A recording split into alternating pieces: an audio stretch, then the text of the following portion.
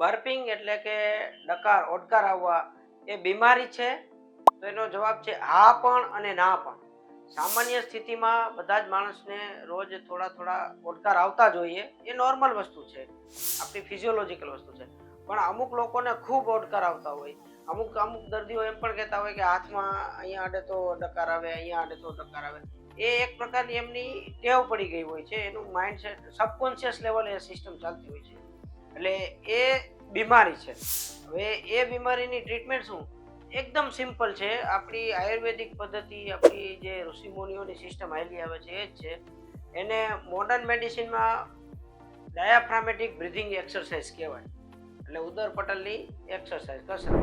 Simple આપણી જે system છે ભારતની ટ્રેડિશનલ, એના મુજબ કહેવાય કપાલભાતિ.